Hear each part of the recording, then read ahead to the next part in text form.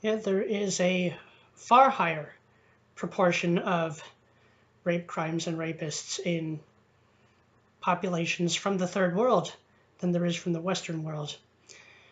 And yet it's only the Western world that ever gets slandered.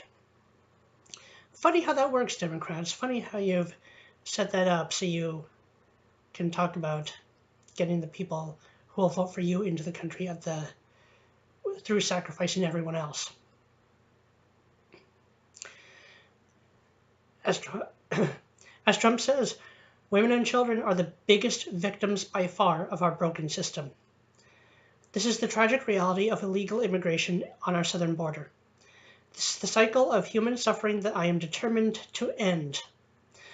My administration, this is quoting from Trump's speech, the Trump administration, has presented Congress with a detailed proposal to secure the border and stop the criminal gangs, drug smugglers, and human traffickers. It's a tremendous problem. Our proposal was developed by law enforcement professionals and border agents at the Department of Homeland Security.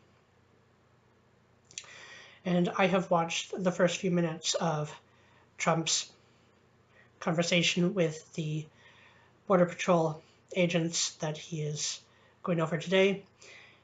And he is telling them what the mainstream media will never tell them, that the brave people who stand guard at the border, defending our country from the violent criminals, from the human traffickers, the Border Patrol agents, the protectors of America, are loved by the general population.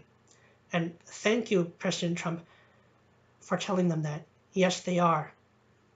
The mainstream media, which has been providing us with a lot of false stories, or at least massively biased, viciously against the Trump administration, against the Republicans, against any conservative care and concern for America.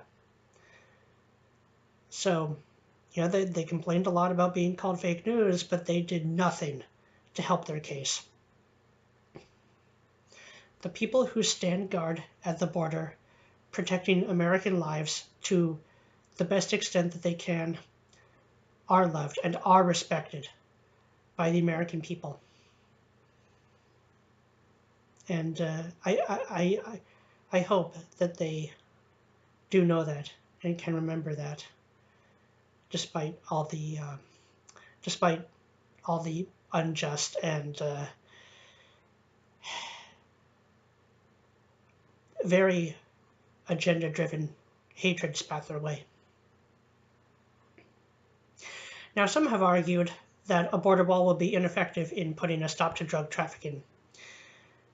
Well, in a November report from the Drug Enforcement Administration, the agency said the most common trafficking technique by transnational criminal organizations is to hide drugs in passenger vehicles or tractor trailers as they drive through the U.S. through entry ports.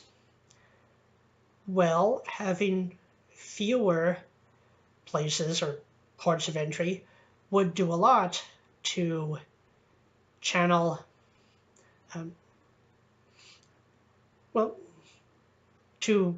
movement between countries, and it would be a lot easier to check and vet people and vehicles and any means of smuggling. The fewer ports of entry there are, the fewer pathways to entry there are. It's also said the common technique is to attach drugs to the undersides of vehicles to escape inspection, and a border wall won't stop that. Well, there's two things. First of all, if we know that, we can start looking for that.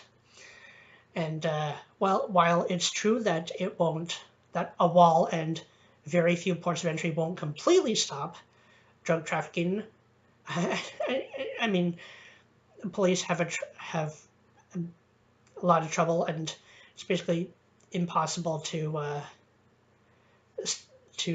keep drugs out of prisons. But it will be something It will provide a considerable hindrance to drug traffickers. There will be far fewer places for border control agents to have to check, and it will greatly inhibit the number of illegal migrants coming in. There's a much narrower pathway, and it's much easier to deal with only a few at a time and not be overwhelmed.